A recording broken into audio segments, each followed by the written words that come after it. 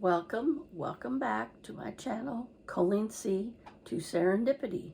Today is June 22nd, 2022. I'd like to present to you this day in history.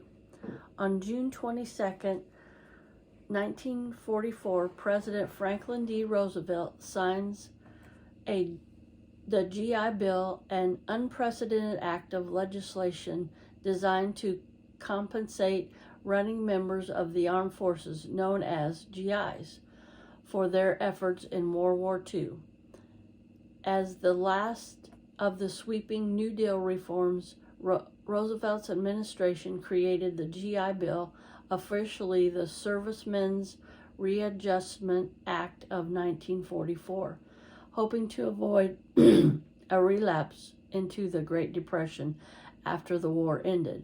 FDR particularly wanted to prevent a repeat of the bonus March of 1932, when 20,000 unemployed veterans and their families flocked in protest to Washington.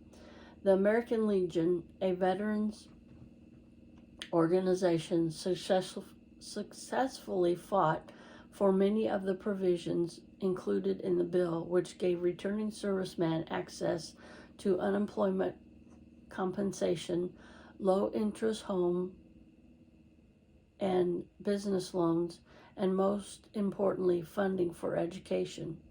By giving veterans money for tuition, living expenses, books, and supplies and equipment, the GI Bill effectively transformed higher education in America.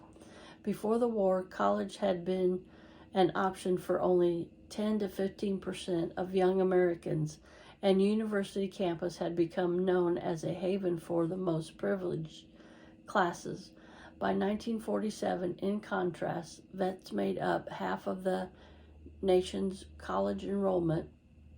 3 years later, nearly 500,000 Americans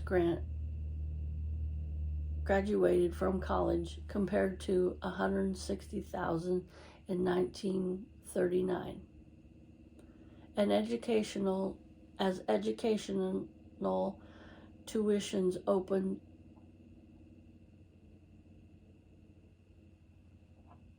As educational institutions opened their doors to this diverse new group of students, overcrowded classrooms and residents prompted widespread improvement of and expansion of university facilities and teaching staff.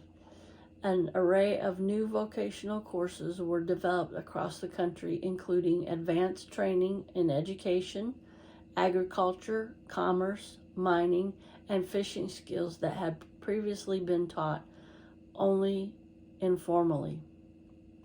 The GI Bill became one of the major forces that drove an economy expansion in America at least 30 years after World War II. Only 20% of the money set aside for unemployment compensation under the bill was given out, as most veterans found jobs or pursued higher education. Low-interest home loans enabled millions of American families to move out of urban centers and buy or build homes outside the city, changing the face of the suburbs.